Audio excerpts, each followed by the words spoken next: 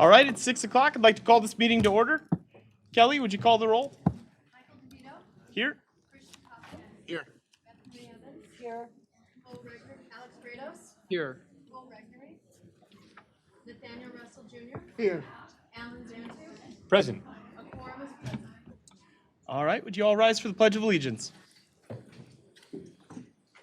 I pledge allegiance to the flag of the United States of America and to the republic for which it stands, one nation, under God, indivisible, with liberty and justice for all.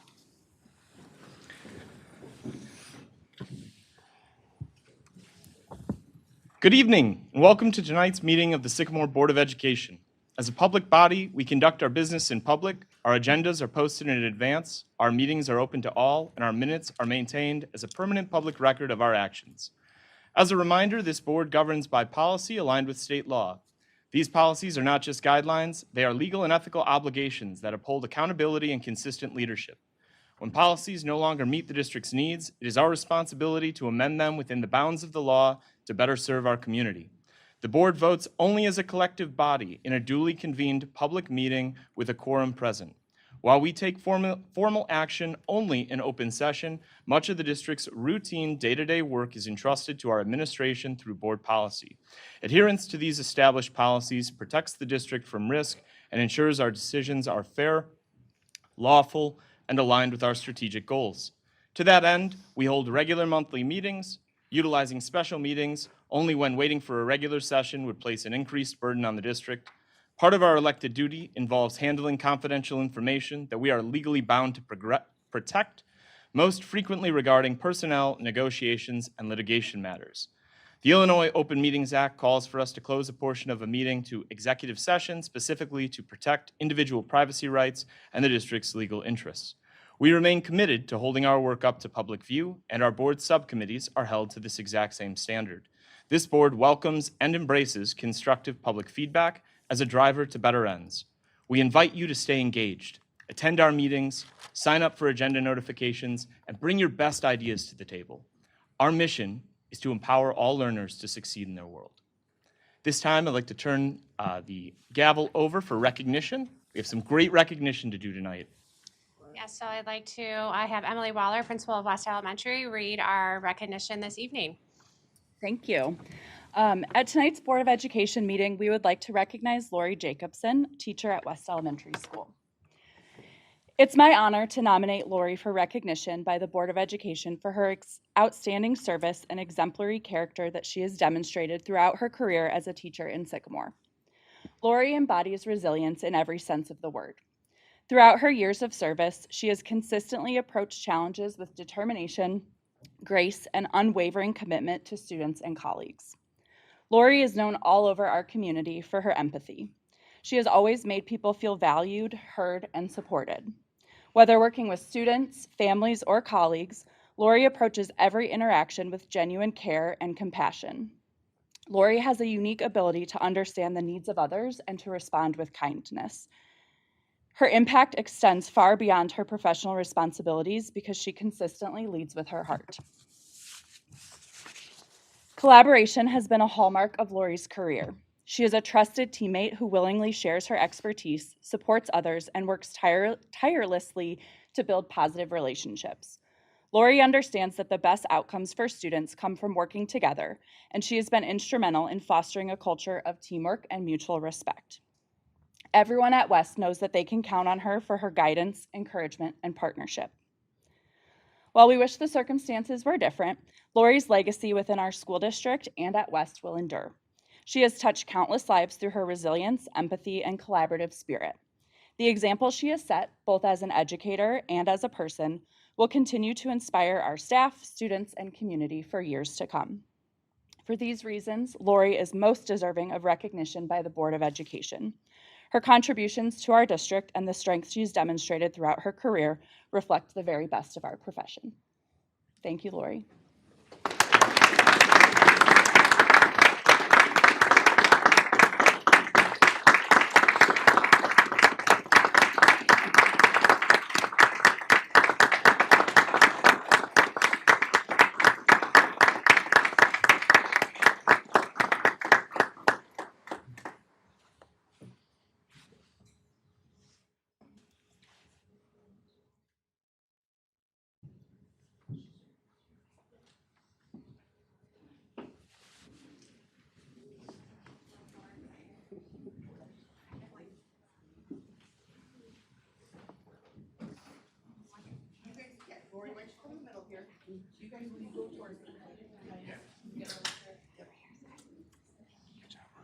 Congratulations.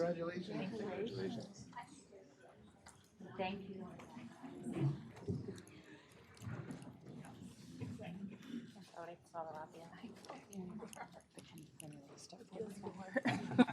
Jeez. Here, let's-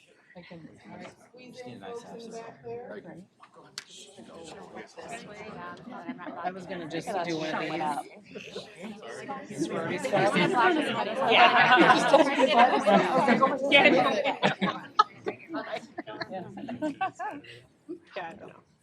All right. Everybody say Lori on the count of three. 1, 2, 3. Lori. Thank you.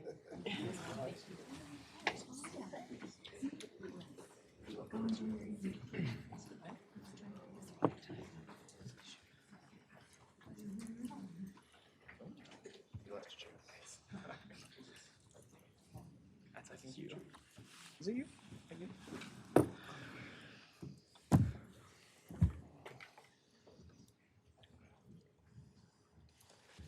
That's wonderful. Thank you for doing that. And thank you, Lori, for being here, for the pressure. And you got such great colleagues to come out and support you. So it's absolutely amazing. Yep. All right. So we'll move on to the next item on the agenda, public hearing for driver education fees. So purpose of this public hearing is to take testimony from anyone in attendance wishing to speak to the matter. Before I open the hearing, some notes for the public. The district's published driver education fee for the 2026 to 2027 school year is $250. The administration's memorandum under agenda item 12.02 states that the district intends to maintain its current $250 fee and is not proposing an increase above that amount. The memorandum also indicates that because the fee is $250, the district does not intend to submit a state waiver application based on the amount and that any later authorization can be handled locally. The specific form of that local authorization and the next proposed decision point will be discussed by the board later under item 12.02. Tonight's hearing is an opportunity for the board to receive public testimony concerning the fee and the district's continued use of that amount. The hearing itself does not constitute board approval of the fee, predetermine the board's later discussion, or resolve questions concerning the fee's cost basis. No final action on the driver education fee is scheduled tonight. We are here to listen. I now call the public hearing on driver education fees to order at 6:08. Dr. Campbell, can you please introduce the administration's purpose for tonight's hearing, student fee waiver process for families unable to pay, legal authorization administration expects to request at a later point, and the planned review costs of the program, or any other different information you deem relevant? Yes, thank you. Good evening, everyone. The purpose of this public hearing is to increase transparency and gather board input as we take a closer look at our driver education fees for this coming year. It has been quite some time since we last held a formal hearing on this matter. The last one was in July of 2014. So tonight is a timely opportunity to reaffirm our processes on the record and provide an opportunity to hear feedback from our community. When we discuss these fees, there are a few foundational principles I want to highlight. First, we are adhering to the Illinois School Code, which mandates that we cannot operate a profit center through this program. All fees collected are strictly for the operation of the program, and we cannot exceed the actual expenses we incur. To be transparent about our current financial standing at our current fee level, our program expenditures actually exceed the revenue we bring in. In 2025, our expenditures were $266,592, balanced against $35,188 in acquisition of fees from families and $34,287 in funding from the state. The cost per student was $770, which is significantly lower than the $250 fee being charged. We are able to bridge that gap in part because we are incredibly fortunate to have a long-standing partnership with Brian Bemis. Their incredible donation of vehicles helps offset significant costs that would otherwise fall on the district and our families. When we look at how we compare to our neighbors, we found that our current fee of $250 is the lowest amongst our neighbors. Districts like DeKalb and Kalen are charging that same $250, but we found that many other districts charging significantly more, with some going as high as $600 per student. Ultimately, our goal is twofold. We want to be good stewards of our district funds, but we also want to keep this education accessible. By both law and district practice, low-income families are not charged fees at all, ensuring that financial barriers do not prevent our students from learning to drive safely. Both as a district and within the learning and teaching department, we stand dedicated to the continuous evaluation of our programming. Looking ahead, we will remain diligent in monitoring our driver education expenditures and fee structures over the course of the coming year. Thank you. We will now receive public testimony. This testimony period is separate from the regular audience to visitors portion later in the meeting. Each speaker will have 3 minutes. The same rule will apply to every speaker. When recognized, please approach the podium, state your name, and address the board. The board will listen without debating individual speakers during the testimony period. I will intervene only to apply the same time procedure and order rules for everyone. Is there anyone who would like to present or testify regarding the driver education fee?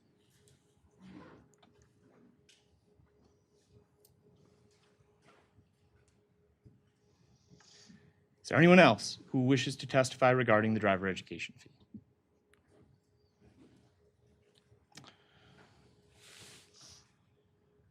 Hearing no further testimony, I declare the public hearing closed at 6:11 p.m. No board action was taken during the hearing. The board will discuss the matter later under item 12.02.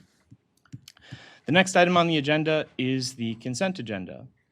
And I will be soliciting a motion to approve the consent agenda as presented, items 5.01 through 5.10, 5.01 minutes of special meeting June 16th, 2026, 5.02 minutes of executive session June 16th, 2026, 5.03 minutes of regular meeting June 23rd, 2026, 5.04 minutes of executive session June 23rd, 2026, 5.05 minutes of special meeting July 7th, 2026, 5.06 minutes of executive session July 7th, 2026, 5.07 bills payable, 5.08 financial reports, 5.09 gifts and donations report, 5.10 engagement letter for legal services. Is there a motion to approve the consent agenda as presented, items 5.01 through 5.10? So moved. Kratos. Second, Koppel. Is there any discussion at this time or any additional information? Just like to thank Upstaging for the new lights for the auditorium. That was very generous. Yeah. Thank you. Yep, absolutely. For item 5.08, Gary, would you be able to speak to a little bit of the content of that and just summary? I know there's a lot of information there. Absolutely.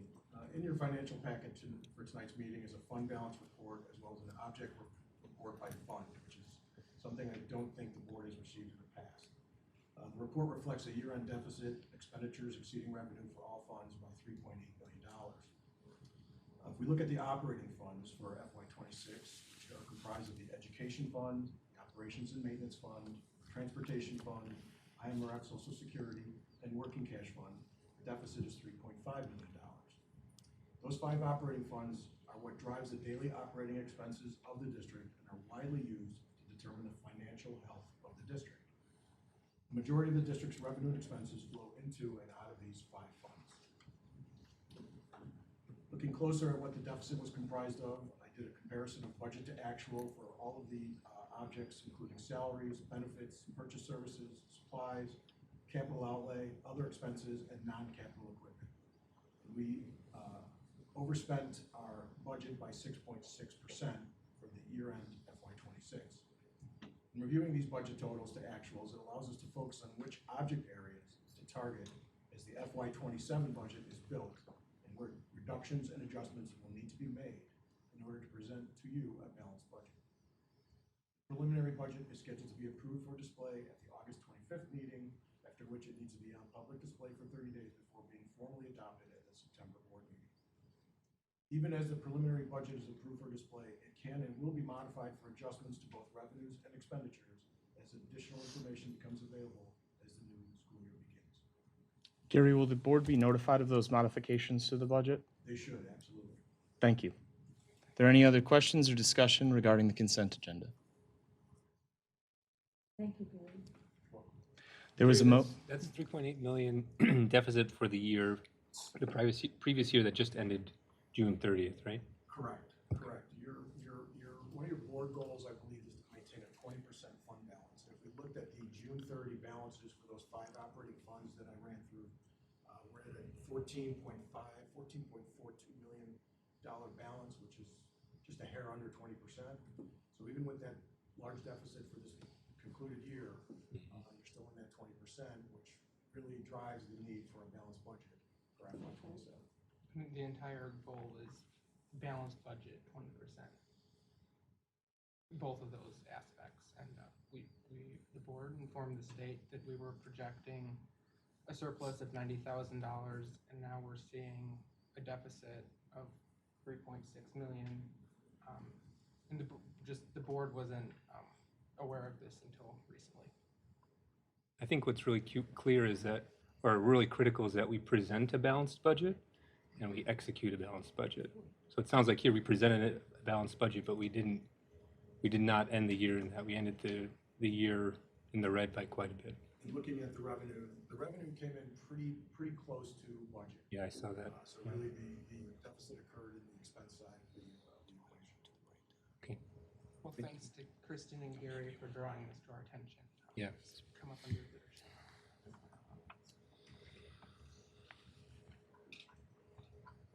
Is there any other discussion on items on the consent agenda? No, there will be future discussion. At this point in time, Kelly, would you call the roll? Evans? Yes. Grados? Yes. Russell? Yes. Zantu? Yes. Koppel? Yes. DeVito? Yes. Motion carried.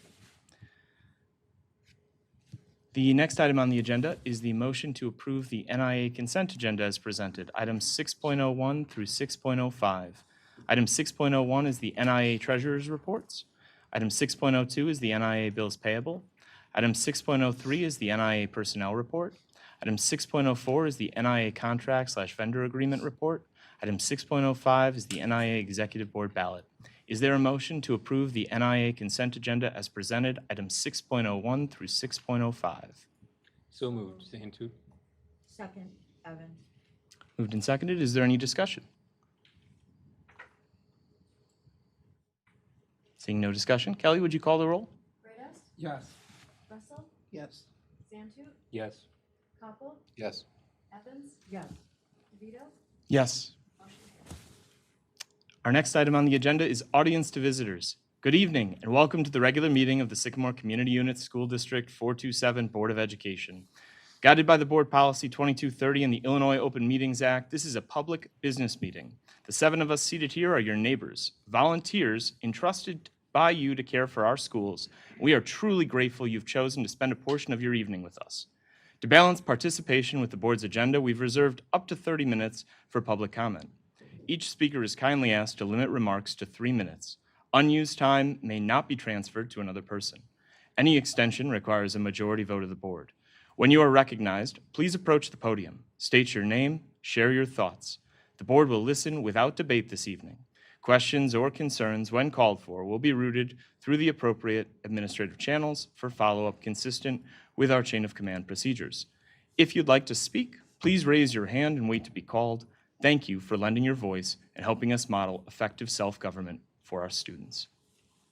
Mr. DeVito, we do have some people who would like to address the board this evening. Excellent. Our first person is Shane Dukes. Wonderful. Shane, if you would approach the podium. Thank you for joining us tonight. Thank you for having me. Now, I'm here tonight, obviously, well, you know why. The main thing is I've gotten multiple messages from teachers that want to remain anonymous because they have an issue with this hiring of COO and the chief academic officer. It concerns me because they're reaching out to me because they're afraid of reprisal, of them speaking out against this. No idea if that'd be true or not, but it's there. We're trying to figure out how on earth we can justify a $187,500 position for one and $157,000 for another.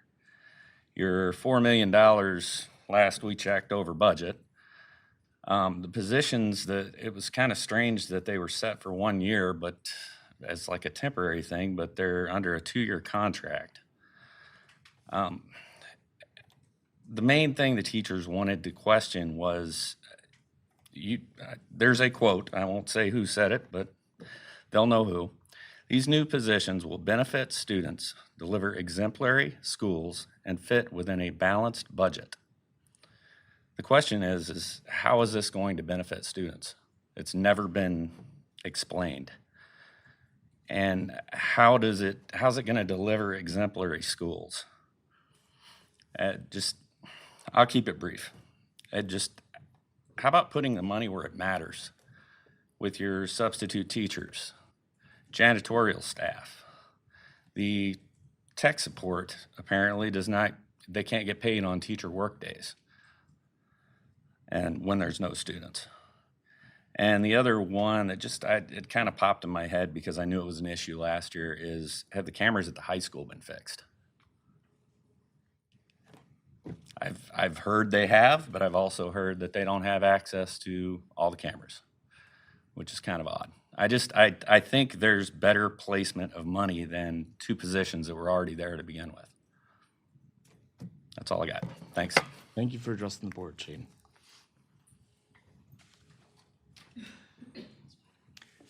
Mr. Caputo, Chris Run, your next speaker. Chris, welcome back.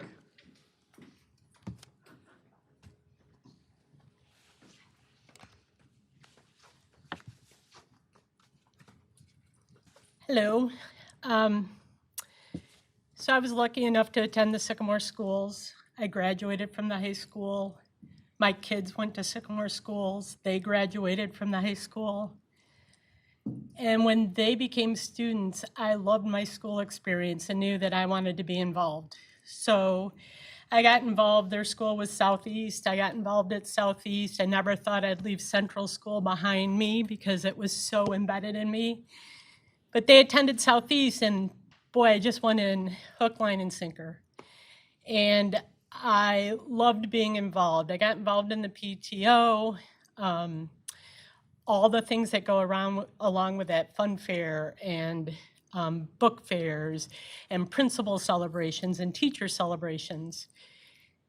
And then after that, somebody approached me about perhaps being on the Take Root, which wasn't Take Root yet, but forming a fundraising committee for the Education Foundation. And that was a blast. And I love that we were supporting the schools. And after that, I joined the Education Foundation. And after that, somebody approached me about running for school board, and I served for 12 years. I think I've always been impressed by the Sycamore schools. When my kids were in grade school, I had reasons to attend board meetings, good and bad. Things I loved, things I didn't about the schools. But when I attended, somebody always reached out to me. Sometimes it was a board member or two or three or four. Sometimes it was administration that invited me to come and have a conversation with them about what I had addressed at the board meeting. I've always appreciated that. When I served on the board, the administration I served with always chose to reach out to the people that came to talk to us at board meetings. I think they brought people over to their way of thinking, or at least made them understand it, sometimes begrudgingly, but there was always a conversation to be had. I think I'm disappointed. There was, in the spring, a letter written to every board member, and they've never heard from any of you. And I think part of your position here is remember who's elected you and who you represent. And if you're not willing to have the conversations, it makes me wonder about all the other work you're doing here. Meaning, are you trying to hide your decisions, or why can't you communicate? And Michael, I appreciate, I've seen on social media you offering to treat somebody to a cup of coffee and have that conversation, but what about the rest of you? I never hear anything from all of you. I attended your last board meeting, shared with a Chronicle reporter how I was feeling. Not a single person from this board or administration reached out. Hang on one second, Chris. Is there a motion to extend public comment time an additional don't. 3 minutes? Is there a second? Second. All in favor? Aye. Please. I really don't need that. I feel like the community has questions about the hires, as the first speaker said. I think for me, I just need to understand why. What was missing that these people are bringing to the table that is needed? I also am concerned because so much of our previous administration is left for a variety of reasons. It just makes me really wonder about the work you're doing here and if you're being clear, concise, transparent, honest about the work that's happening, because obviously your community doesn't get it. And that's really unfortunate. Thanks for your time. Thank you, Chris, for addressing the board. Is there anyone else who'd like to? Is there anyone else who'd like to address the board at this time? Jennifer, if you'd approach the podium.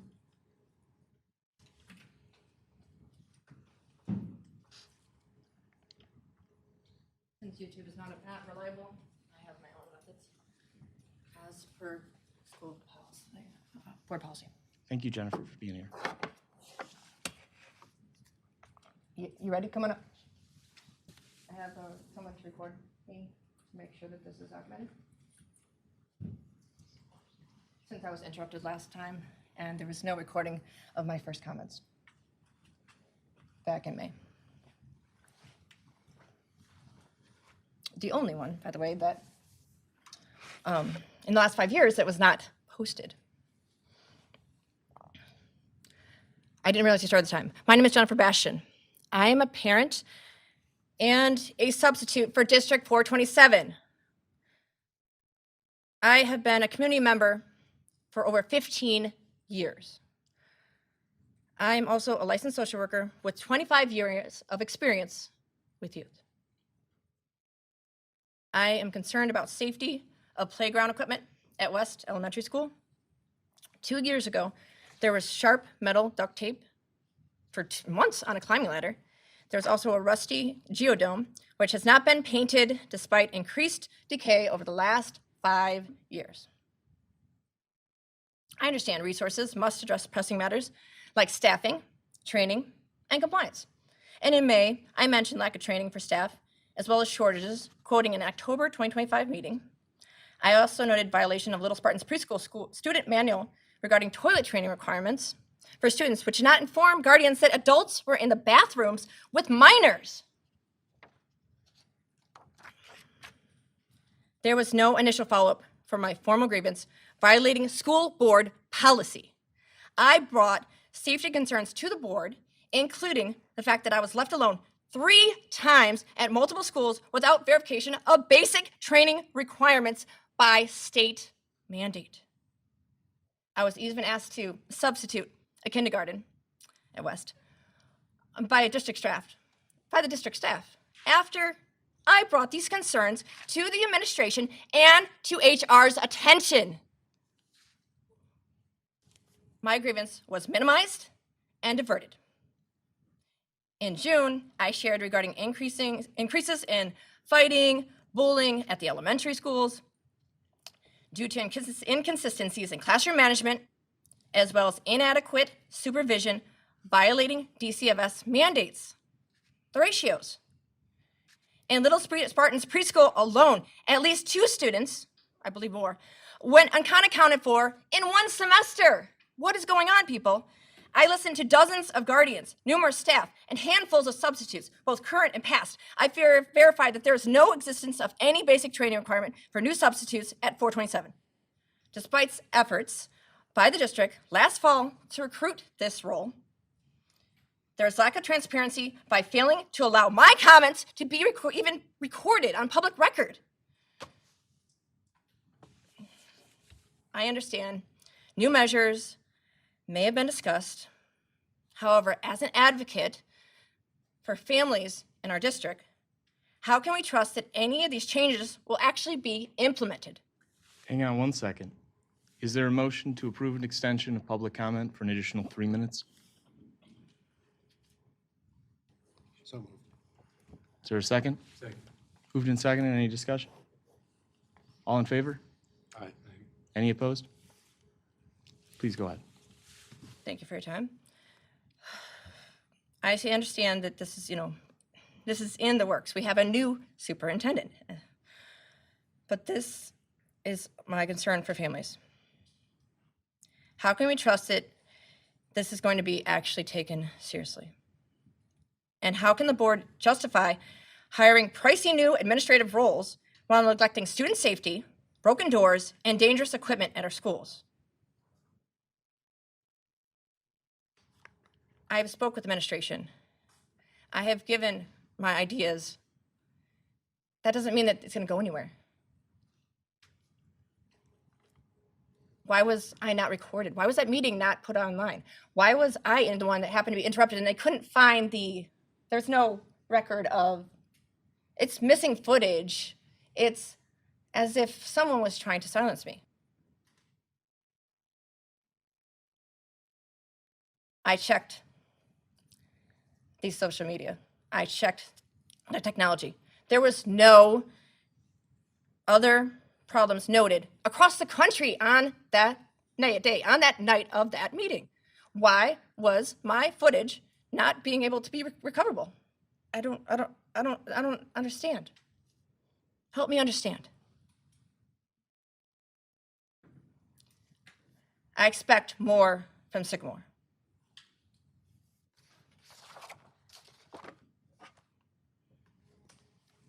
Thank you very much for coming to address the board. Is there anyone else who'd like to address the board at this time?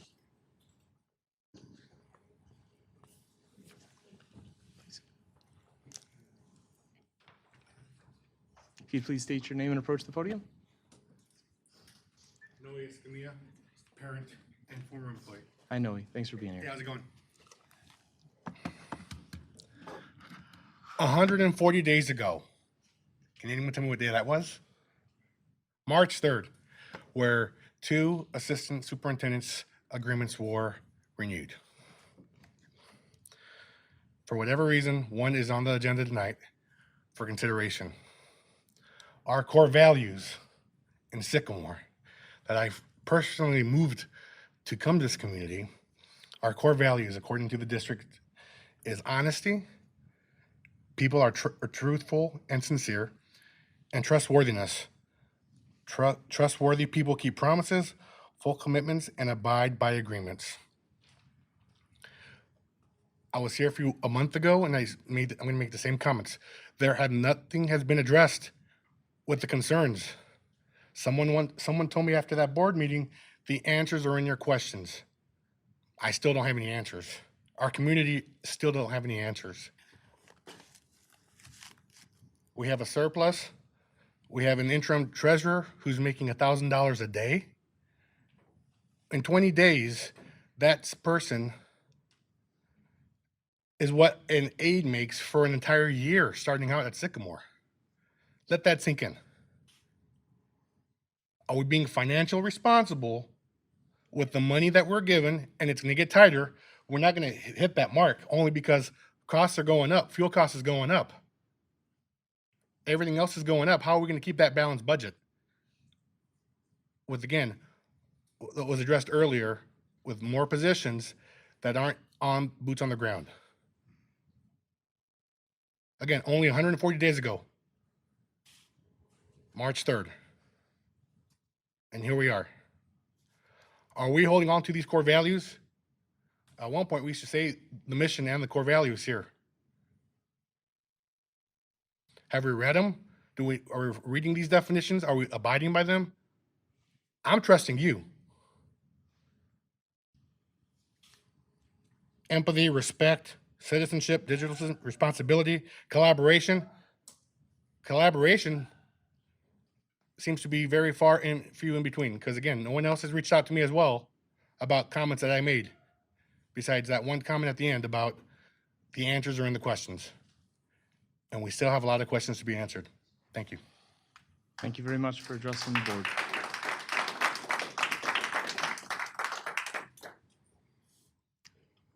Is there anyone else who'd like to address the board at this time? Thank you very much for coming out tonight, everyone. I understand this is an evening. You could be with your families. We appreciate you being here. Move on to the next item on the agenda, superintendent reports. Item 9.01, building and departmental updates. All right, good evening again. I have a couple updates to share with you. Each year, our district partners with the Sycamore Chamber of Commerce to welcome our newest educators with new teacher welcome bags, which are gifted during our new educator orientation. These bags are filled with information, coupons, promotional items from local businesses and community organizations. For many of our new staff members, this is their first introduction to the Sycamore community and an opportunity to build connections both personally and professionally as they establish roots here. This partnership directly supports the Board of Education's community partnership goal by increasing engagement between local organizations and our schools while creating new opportunities for future collaboration that benefits students. It also advances the board's student achievement goal by helping new educators feel welcomed and supported from the start, strengthening staff retention and ultimately benefiting student success. Finally, this initiative reflects the board's financial resources goal by leveraging strong community partnerships to provide meaningful support and resources for staff without additional district expense. Also this summer, we continue building strong connections across our district and state. We have been doing different events such as popsicles in the playground, and I had the wonderful opportunity to meet many families across our district, students and staff in an informal and welcoming environment.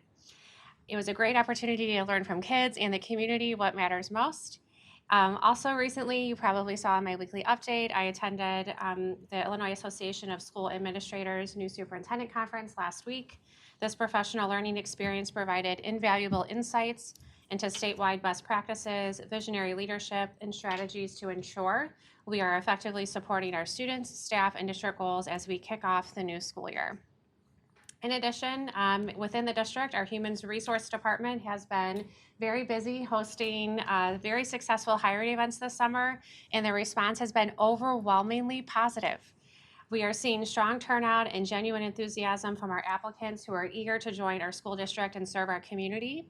And I would offer Nick, if you'd like to share any highlights, I know we were talking about this other day, from these hiring events. Yeah, and I would like to thank our community partners too. So we were at the farmer's market a few weeks ago, just talking about the events that were coming up. And then the first one was at the community center, so thank you to them. Second one was at, just this week, was at Sycamore Library, and just an hour from 11 to noon for both of those, and probably had 20 to 22 people come out interested. We have lunchroom playground, which would be super beneficial for our elementary principals, subs, paraprofessionals, and it's been surprising, I guess, just how many people have come out and have led to the very first one. We had interviews coming up the next day, and we were able to get 5 of those people in for interviews. So super exciting, and just being out in those community locations instead of the school district maybe is less intimidating to some people, just as a get to know you. So it's been a lot of fun, and we have one more coming up in a couple weeks at Greenhouse Cafe, so that'll be fun as well. Thank you so much for sharing that. I'd like to also highlight learning and teaching. They've been very busy this summer as their focus remains on aligning our academic priorities to drive student growth as we prepare for the upcoming school year. We are currently advancing our school improvement plans. We just had a school improvement planning meeting today, and it was incredible, led by the Learning and Teaching Department and Maurice and his team, where they were completing a comprehensive review of all things student achievement data. The team has also been very busy with our ELA resource inventory to ensure our educators have high quality, effective instructional materials in place at the start of the school year. And at this time, I'd like to turn it over to Maurice to share further updates on these initiatives. Yeah, thank you so much, Dr. Campbell, and good evening to each and every one of you. I'm so glad to be here with you. I do want to start by just saying that I've really appreciated the welcoming environment that I've been able to be a part of. It's been really, really special to meet people and make connections and build relationships with people just in the past 21 days. So I'm really, really grateful for that and appreciate it. I got an amazing team of people that I get to support and work with on a daily basis, and it's just been really, really amazing. So just to give you just some couple high-level things that we've done. As a team, we really got at it right away, really looking at and analyzing the initial board goals that we have for student achievement and curriculum, right? We wanted to get a lay of the land, see where we really are as a school district so that we can really start planning in an intentional and strategic way to start addressing these goals as soon as we can. So I'm gonna put a pin in that for a second because I'm gonna circle back to one of them in particular.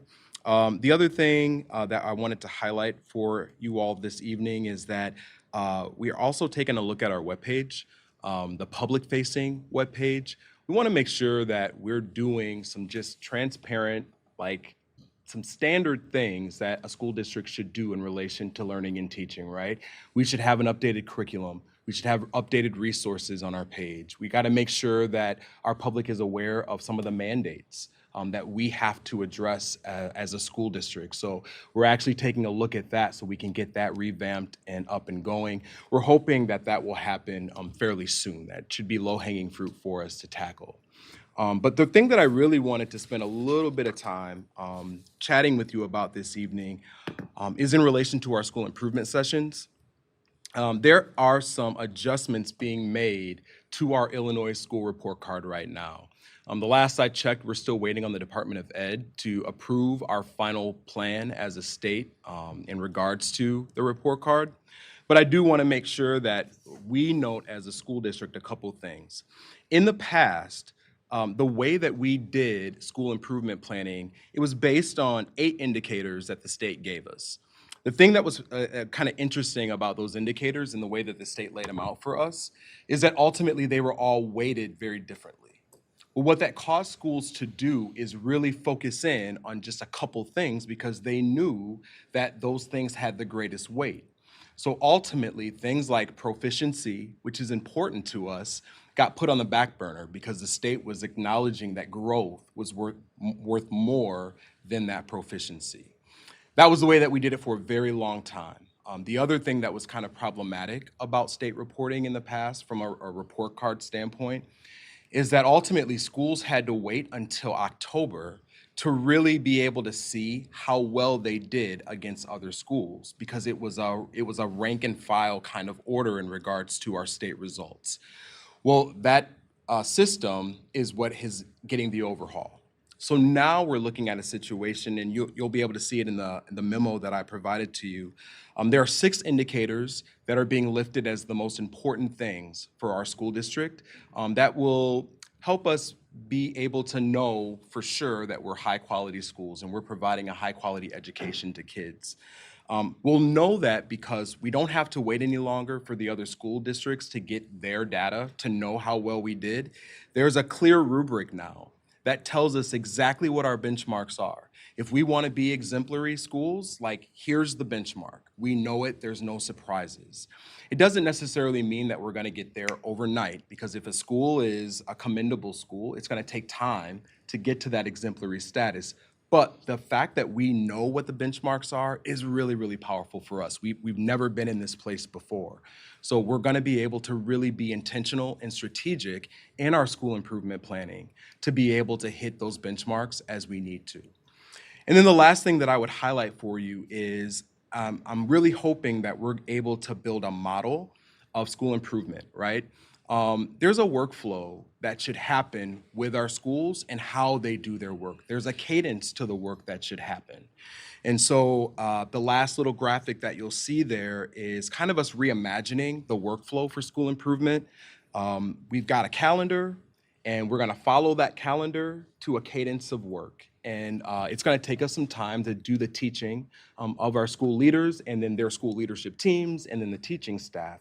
But we're in hope that just practicing continuous improvement is going to help us achieve some of these benchmarks as well.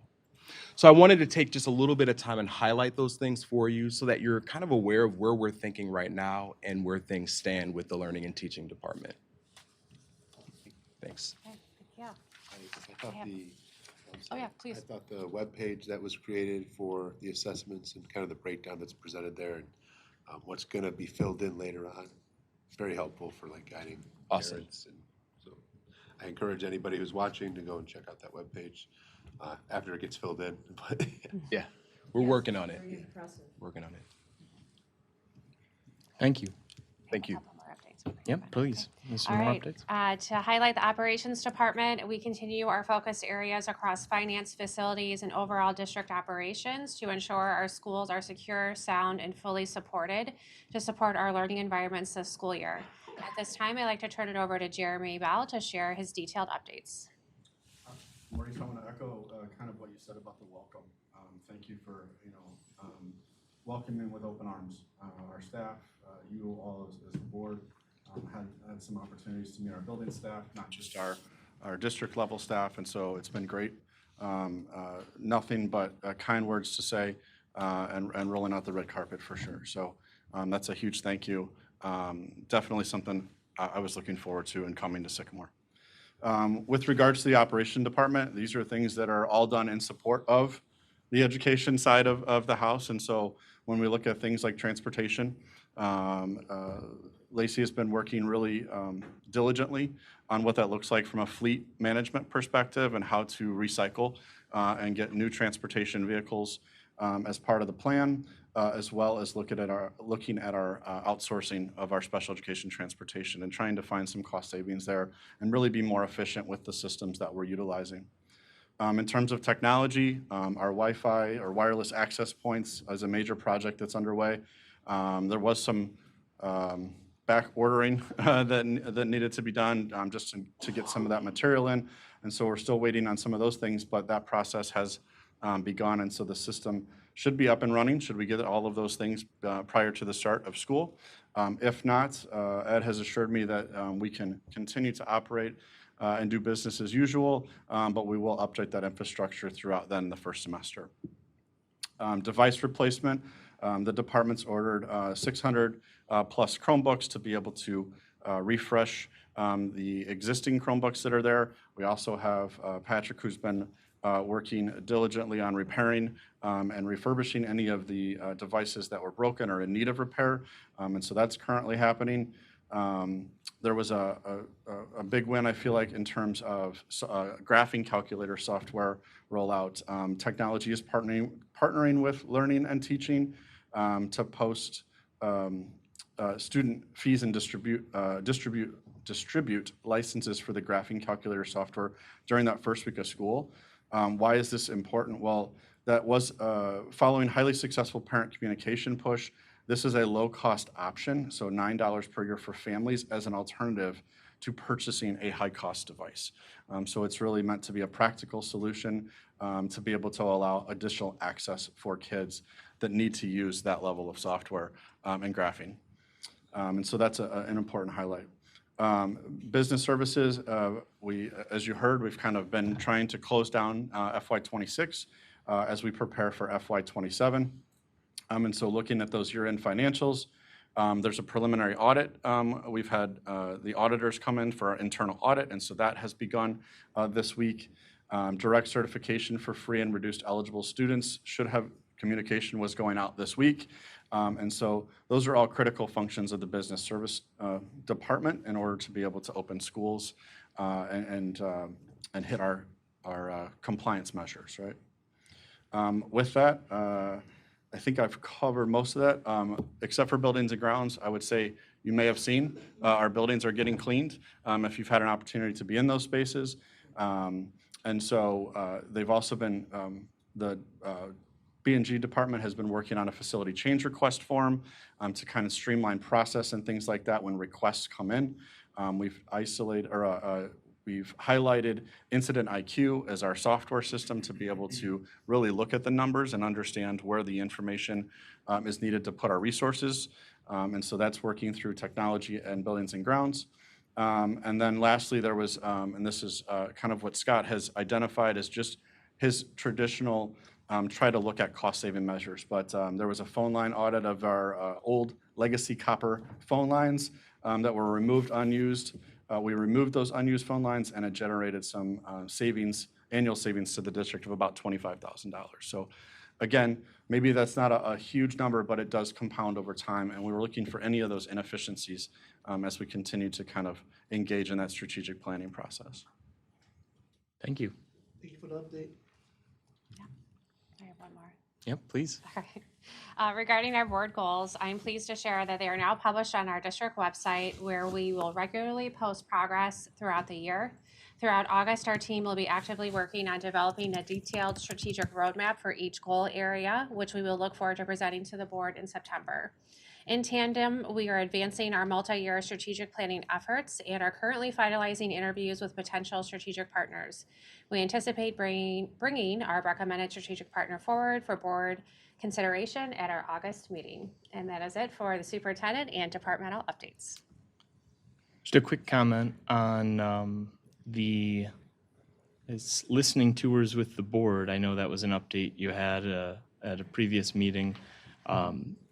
Just so everybody can prepare accordingly, do you know when we'll be getting those schedules? Because I know we're going to be having board members going out, listening to community members, participating in a sort of new style dialogue to get more people. Can you speak a little bit about like what that practical implementation looks like? Yep, absolutely. So working with our community partners, identifying locations we can go within our community to have the listening tour session. And I'm working with our communications department who is putting those tentative dates in the calendar. I will be reaching out to you within the next week to discuss when that might work in your schedule, where you'll be able to join me. And individually, a board member will join me. We'll go to a location, we'll listen to the community, and we really welcome that conversation, right? We want to hear what the community has to say.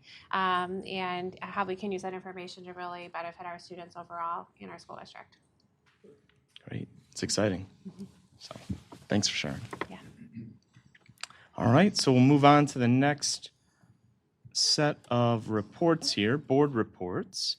So FOIA report, item 10.01. There were some FOIAs. They were all responded to, it looks like. Rocking and rolling on that front. Anything on FOIA reports? Okay. Board, district, non-district reports, learning and teaching updates. I'll hand things over to Alan. I know you single-handedly run, well, I shouldn't say single-handedly, but you chair that subcommittee where you open and invite the public to discussion, you prepare those agendas and engage them in dialogue. So that's amazing. Can you speak a little bit about what's going on there? Sure. We haven't had a learning and teaching meeting since our last board meeting. Our next meeting is September 22nd. I'm going to take a moment. I'm so thankful there are so many people here and all the comments that were given. I know we all each individually likely heard them. We appreciate that. But I truly invite you to our committee meetings as well. A lot of work gets done there. There's a lot of discussions there as well. Please come participate. Reach out to us if you have questions.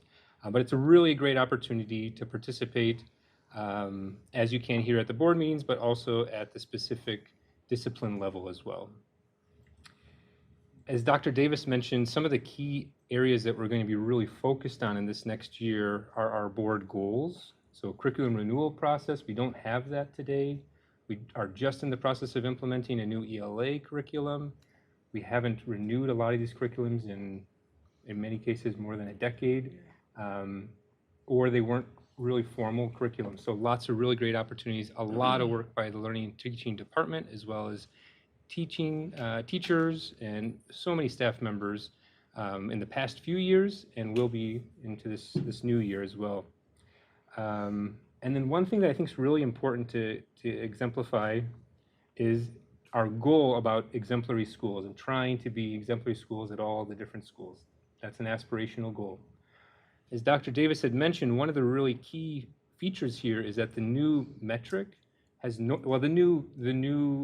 way to achieve exemplary status is based off a normalized metric, which means we're not racing against other schools or other districts. It's a race against ourselves. We're trying to be as good as we can individually as a school at all levels, and that really allows us to really compete against ourselves, push ourselves, and hopefully hit those metrics as best as we can. Ultimately, a metric doesn't produce the wonderful students and children and community that we have, but it is one way for us to work towards that. So that's some of the things that we're working on with Dr. Davis's group within the district, and then as a committee as a whole. So I really do invite everyone to come and participate at any level you feel comfortable. Thank you very much for that update, Alan. For business services, Cole couldn't be with us tonight. He's our business services chair, but I will just speak to some of the good work the Business Services Committee is doing.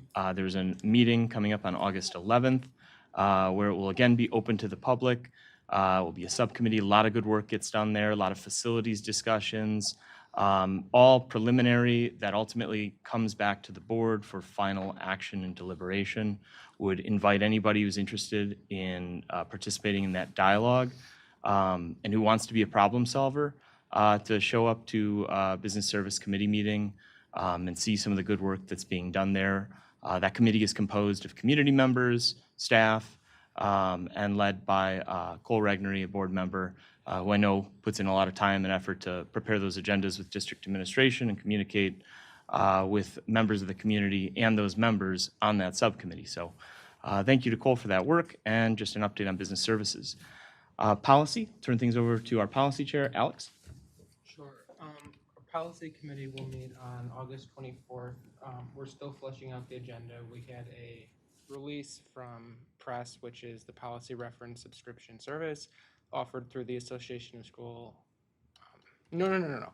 Offered through the Illinois Association of School Boards, and it is more general. There's just legislation that's been passed, and we'll need to review that. We have some specific policies, but I'm not quite prepared to share. But we're still fleshing out the agenda, as I said.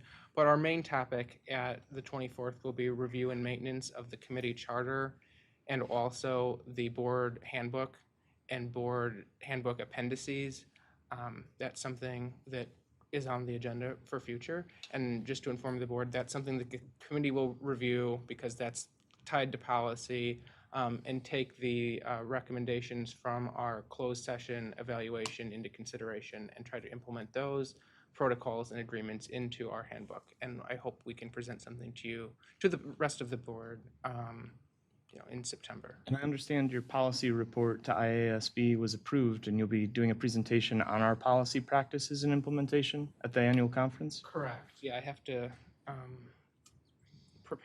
I have prepared a presentation to give at the annual conference in Chicago in November on sort of our protocol for review, maintenance, compliance with the law. Policy committee needs to meet publicly, openly, so anyone is welcome to come, as other committee chairs have mentioned. But yeah, that will take place. Yes, it was approved. Excellent. And in speaking with IASB, they'd never seen such detailed work, so kudos to you. That's excellent. The PowerPoint? Yes. You like my PowerPoint? Yes. Okay. Good job. Good job. We'll go on to parent, teacher, and behavioral intervention, Beth and Christian. I know we had a delay in that meeting for scheduling purposes, but there's a meeting coming up, right? Yeah, on August 3rd, it's going to be in the middle school at the 6th grade ELA. We are going to be discussing cell phone usage, the student handbooks, and discipline review. So it's going to be a lively discussion. Mark in your calendars if that interests you at all. We'd love to have more community input. Excellent. Very good. Let's see. And then board representative update. Nate, planning and zoning, and any update on that front? How are things looking? Next meeting is August 10th. We'll have it that Monday at 6 o'clock. We've postponed the last two. They were canceled. So updates coming to the committee I'll be able to share after our next meeting. Excellent. Thank you for being our representative on that committee, Nate. I have an update for that too. Do you? Please. Yes. I registered to attend the COSBA conference in Washington, D.C. I'll pay for it myself. That will take place in September. We will work on federal advocacy for funding for K-12 districts throughout the state. I know there's a lot of, we're fortunate here in Sycamore to not rely as heavily on federal funding as some of our peers. And I think it's important to, show boots on the ground example of the positive impacts that Tier 3 funding has had on students, or Title III, so that we can continue to advocate for the best resource allocation for our students. And I think that will be a good opportunity to investigate what that conference is all about and come back to the board with a report on what we've discussed. I don't have anything quite prepared yet. I've been reviewing data on just the amount of federal funding districts around the state receive, and then the aggregate amounts of title funding from the federal government in relation to proficiency scores throughout the state, because the federal government does monitor proficiency, but it's 2 years in arrears. So it's getting accurate up-to-date data has been sort of a challenge, but I'd like to be able to present something with my peers. I've been talking to some other board members throughout the state who are also going to this conference, and we're working to try to collaborate, and I hope to share more in August before we fly down to DC. Well, thank you for donating your time and your money to serve your community, Alex. Any other board representative updates? Okay, we'll move on to the next item on the agenda. Item 11.01, consideration to approve the April 7th IASB Board Workshop Next Steps as a follow-up letter. In good stewardance and governance, we look for opportunities to try and improve our processes and procedures so they're predictable, policy-aligned, published, so actions that the board takes, board members take, are defensible and in good governance practice. So we got information regarding tips and appendices for board norms, protocols, a board member handbook. That was something that was a relatively new creation for our board last year, I believe, that outlines just best practice from IASB. That was their recommendation, so we can make sure that we address the community in accordance with what is the Illinois Association of School Boards best practice, so we can speak from a unified voice of one, only at a publicly held meeting in a quorum, but also be able to reach our constituents. So that update and appendices we've worked on, and I believe this is an item for action, right? Let me take a look. Yep, I will solicit a motion. I'm sorry, I clicked the agenda and it jumps me to this side view, so hang on. I move to approve the IASB suggested recommendations as presented. Thanks. There's a motion on the table. Is there a second? Second, Evans. Moved in second. Is there any discussion? It said this affirmation of the next steps will be taken into consideration by the policy committee, and we'll try to implement this into policy and our handbook as applicable. And this is the one of the pieces to the excellence in governance process for IASB, a component to making sure that we're doing everything we can possibly do as a board to meet the criteria the Illinois Association of School Boards deems as excellent in governance. So hopefully that helps us towards that goal. So there's a motion, there's a second. Any other discussion? It was a good discussion with the intent of having a really strong functional board where we have kind of norms on how we want to operate. I think that was really the main key here. And I thought it was very, very helpful, and hopefully it will help to work through good, strong board communication and collaboration when we do and don't agree. Yeah. Just to eliminate surprises. No surprises, please. Is that in number 9 and number 8, right? Yeah. All right. All in favor? Aye. Aye. Any opposed? The ayes have it. All right, new business item. These are just discussion items, no action on these. First item is the extracurricular stipends discussion. There's a supporting memorandum here. It looks like from Assistant Superintendent for Human Resources. But I'll turn things over to. Yeah, just to set the stage for Nick, this was a conversation that we had last year with many teachers and staff and students advocating for different extracurricular opportunities. And so Nick and I had a conversation about how we can create a collaborative discussion with our teachers and our leadership around what this looks like. And that's what the memo is presented. So I'll let Nick kind of explain a little bit more about what's being recommended moving forward. So that group, we came together, we're calling ourselves, or right now, the Extracurricular Opportunities Committee. We might work on the name a little bit, it's a lot to say, but trying to bring administrators from those different levels, but then some of the coaches or lead negotiators in on the discussion for when we make decisions. And this is something that we talked a little bit. Michael, you were part of some of those discussions too.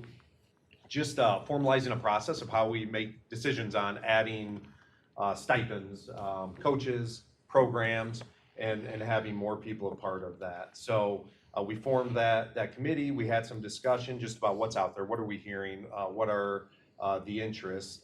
There's been an amazing student that I don't know. She may be here. I don't really know. But that's advocated for one of the recommendations, which would be girls flag football.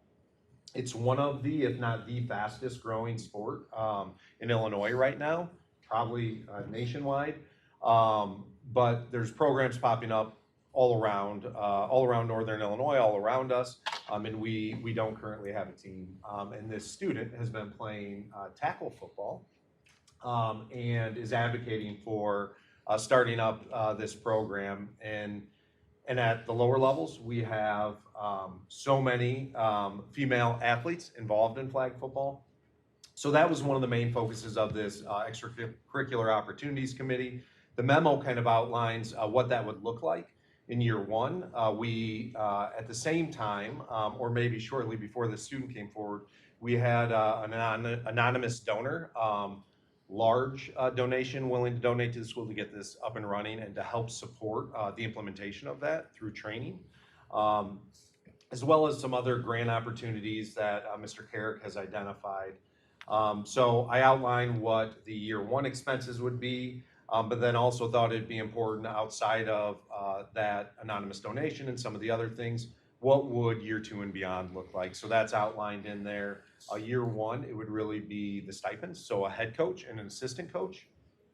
And then year two would be some of those other ongoing supplies, dues and fees, things like that. We've continued to look at ways to offset some of those costs, but I outlined kind of what those annual costs would be for you. So it would be tight timeline here, right? But the girls flag football season is in the fall. It's a fall sport.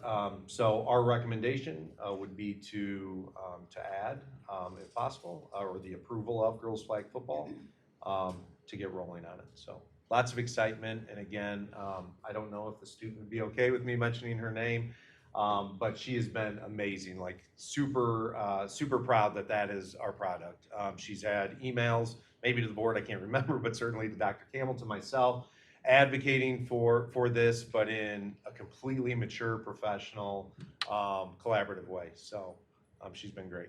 Yeah, this is exciting to hear at this level. I had the privilege with Dr. Campbell, our athletic director Chauncey and Brian Swanson a few weeks ago.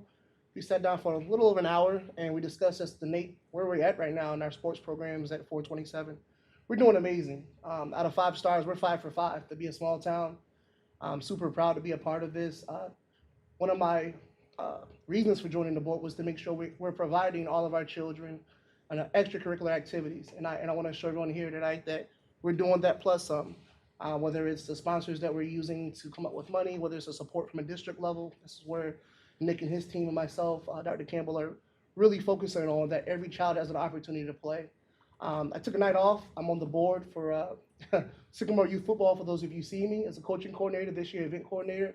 We have our camp right now for all of our children. So I bring this up because the feeder program, how important girls football is, it's a big deal. The biggest deal probably of any sport right now.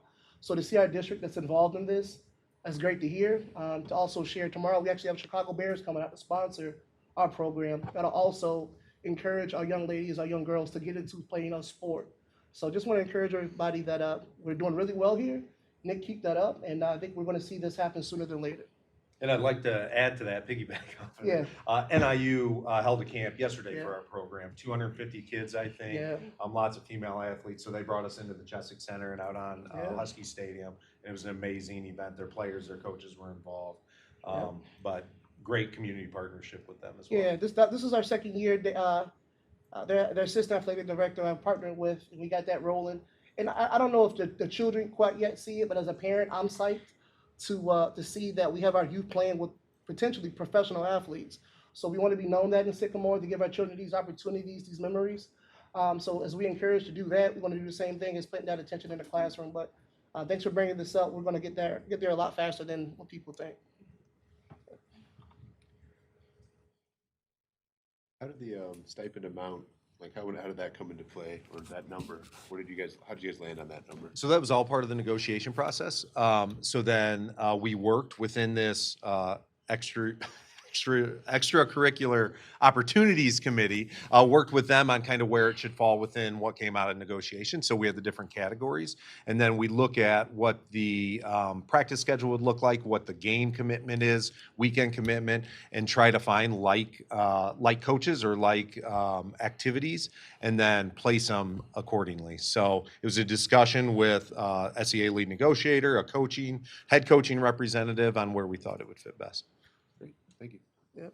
How many students or participants will this allow potentially for? Do we know? Potentially a varsity team and a JV team. So we don't know those exact numbers because it's a brand new sport. Yeah. But I only see it growing based on the feeder programs. I don't want to put you on the spot, No, but you it's might okay. have a better idea of the exact numbers down at SYFL Yeah. and just what that's become. But Mr. Carrick, at this point, thinks we would have enough to do a varsity team, if not a varsity and JV, Yeah. which could potentially be 40 to 50 athletes. And he doesn't think, one of the things we're very cognizant of is what impact does it have on our other programs? Mhm. Like, we don't want to add something to then just take away and now all of a sudden they can't run 2 teams or 3 teams. Right. So who are we pulling from? Fall, we would have volleyball, we would have cross country.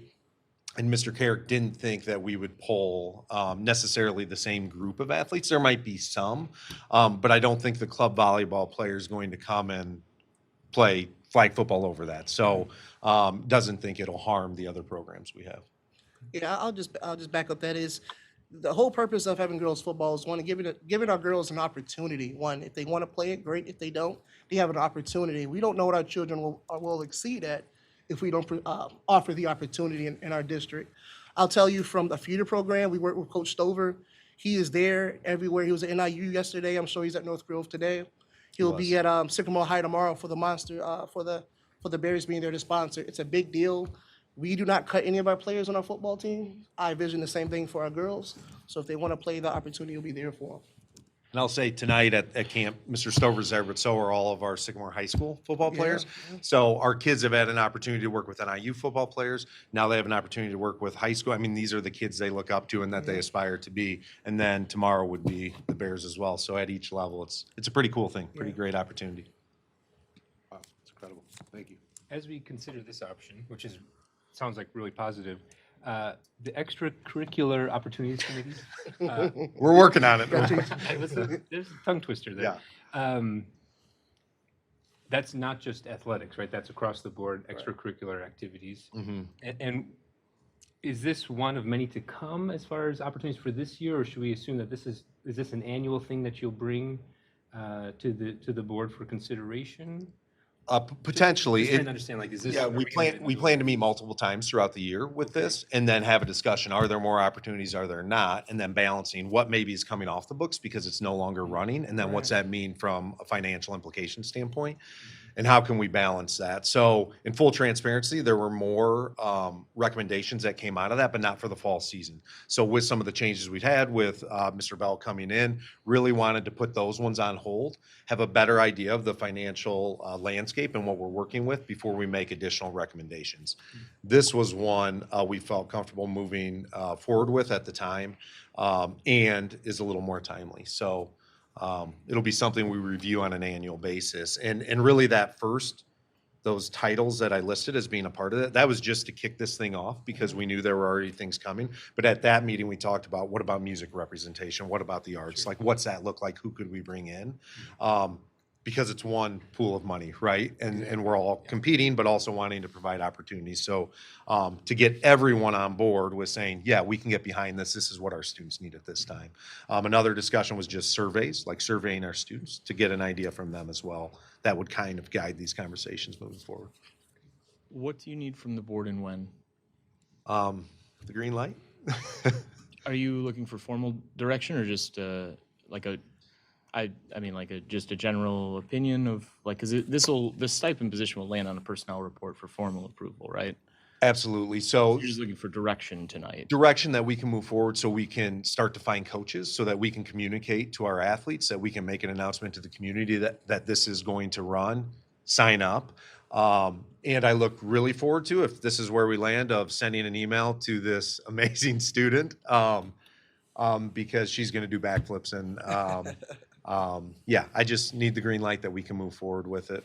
And the final board action would just look like a personnel report, approving a personnel report at a future board meeting for that hire. But now it would just be a general direction that the board's in support of this. Yeah, I just don't want to move forward. We bring it forward and then we say no on a personnel report because of the financials. So I wanted to be transparent on what it looks like year one and then year two and beyond. Okay, and the only reason I bring it up is just because I think there's an interesting disconnect, it seems, on the process that the board follows for hiring new positions. And when they're personnel related, because there is not yet a person to fill this position for, there's no one for the board to hire right now. So we can't say, we're gonna hire this position because no person exists yet. But in the future, just like we have a personnel report now, there will be a person that you've offered a position to, and pursuant to state statute and board policy, we then will publicly vote to approve that person. And so what you're looking for now is general direction that you can go through the legwork of bringing this back to the board, and it's unlikely that the board will say no, but still a realistic possibility. Is that a fair? That's exactly right. And then on the personnel report, it would be reflected as a lot of times we see replacement, right? We have someone that's leaving for whatever reason, we're replacing that position. This, because it's brand new, this would read as new position. Okay. It's a new cost to the district. And I, for one, again, the hard part is this is what transparency looks like, and it's new in a lot of ways. Like you've described, this is a new committee, this is a new approach to this. And so it surfaces uncomfortable questions because people go, oh, how is this? Why is this coming up? So I just think it's important to understand that oftentimes simple problems don't always have simple solutions, and that there is a statutory and policy-backed rationale to how we approach personnel. So in this case, I'll just ask the board in general, do we like the idea of girls flag football? Yes. Yes, okay. So I think it's safe to say that in a future agenda item, we could bring back on a personnel report a person to hire, and it's likely that the board would support it, but that can still change, so. That gives me direction. Thank you. Thanks. You're welcome. Appreciate you, Nick.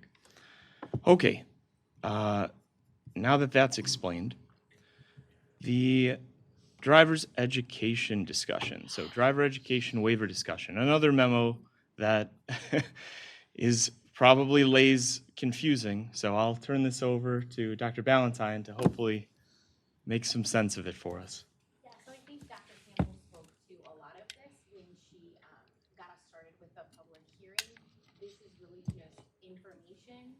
We've had this same $250 fee for quite a long time.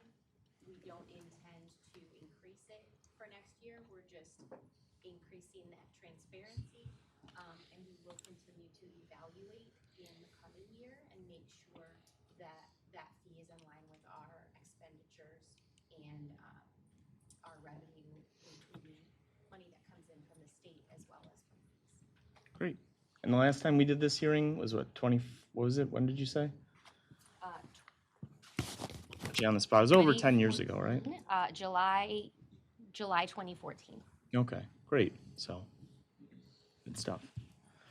Any discussion on the driver education fees? I mean, and I'll just kick this off, and you guys correct me if I'm wrong here, but it's not going to be a profit center. It can't be a profit center. State law prevents it.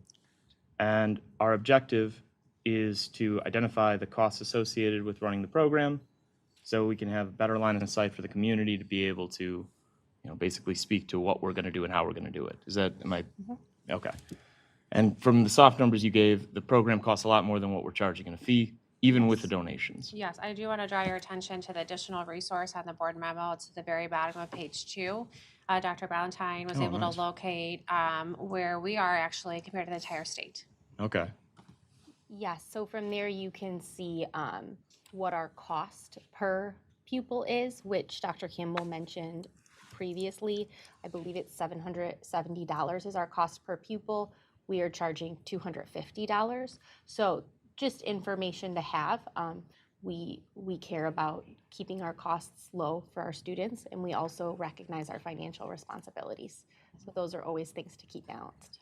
Okay, so potentially a hard and uncomfortable conversation ahead, maybe? I don't know. We'll see. We're just planning on doing some research next year. Okay. Good stuff. But the community will have a front row to it. So, because this is not a board who is concerned with criticism, we're here to do what is best for the community. Let's see. Move on to the, I should say, is there any other comment on driver education fees or the memo? I just think, generally, it would behoove us to look at, all the student fees.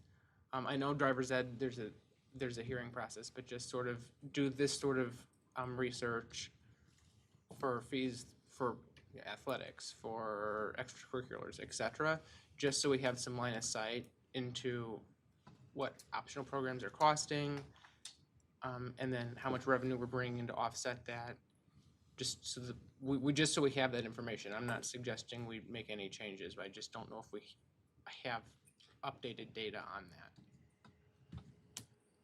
Yeah, I think a big part of like the zero-based budgeting approach that we're going to be taking this upcoming year is to try to isolate departmental program-specific costs. I don't want to speak for anybody, but I hope the idea is to bring public more line of sight in where the dollars are going, so that way we can have more really uncomfortable conversations with the community, because the objective of all of us as volunteers here is to bring to light in a usable sense the true problems and the successes that the district has. Because I think that's a really hard conversation to have as a group of elected people, is it's easy to have simple conversations. It's easy to have conversations that don't draw light to problems. But I think the more we can highlight and underscore where we're deficient, the more we're going to bring criticism, but the more we're going to be able to ultimately bring better outcomes for students, because that's the objective. That's why every single one of us is here. We all get out of bed and say, hey, we're going to volunteer today to be on this board because we want to get the most for our kids. We want our schools to be amazing. And that means having really, really uncomfortable, hard conversations with the public that will inevitably draw criticism. So I agree with you, Alex. I think that's going to be a good thing to have. And I hope that we can encourage more people to attend our business service committee, where a lot of that like raw, information, gets sent, and then it gets distilled and brought to the board for opinion and additional work. So any other comments, driver education, regular comments before we go into executive session? The only thing I'd add, that resource, Dr. Valentine, that you have at the bottom, really helpful. It's interesting the widespread of cost, how low some districts are and how amazingly high others are. We're not towards the high end, but it'd be very curious, maybe as we look into this, is can we learn from peers of how they're executing this at a lower dollar amount? Maybe there's good reason, maybe not, but just to understand, it's great data to have. I'm glad you were able to provide that. Thank you. Anything else? All right, we'll move on to the next item on the agenda. Is there a motion that the Board of Education adjourn to executive session for the consideration of matters related to 5 ILCS 120/2C1, 5 ILCS 120/2C10, and 5 ILCS 120/2C11?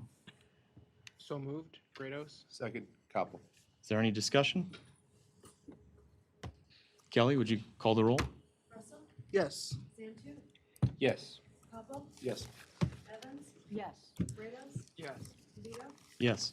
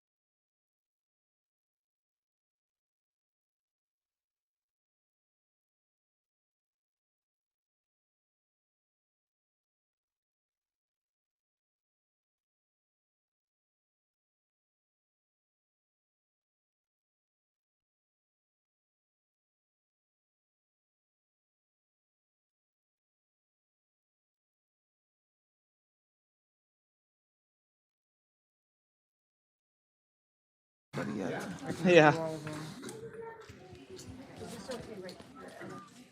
Sure, thanks.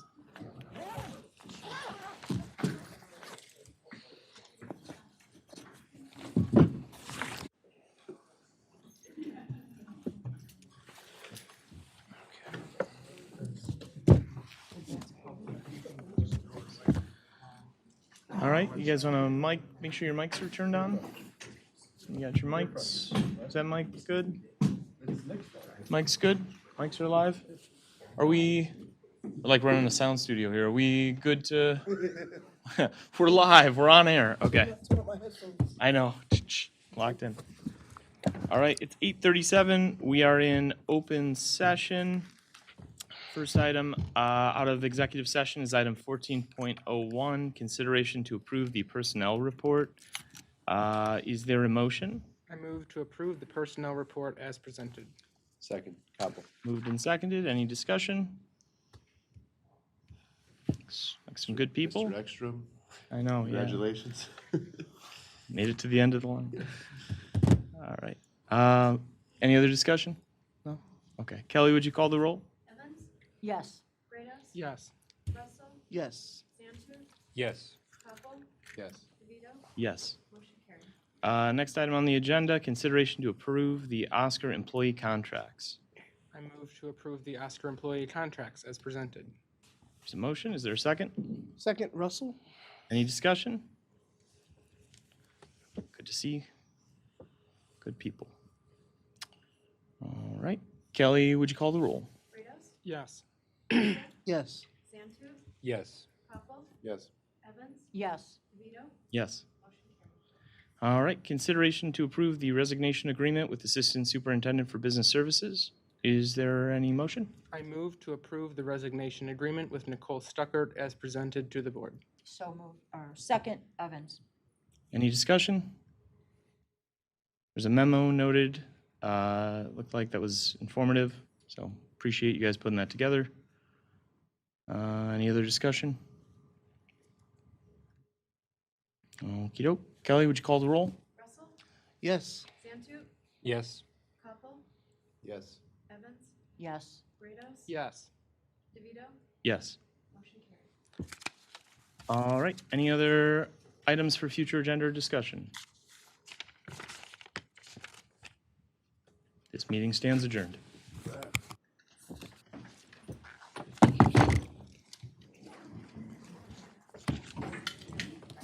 was strange.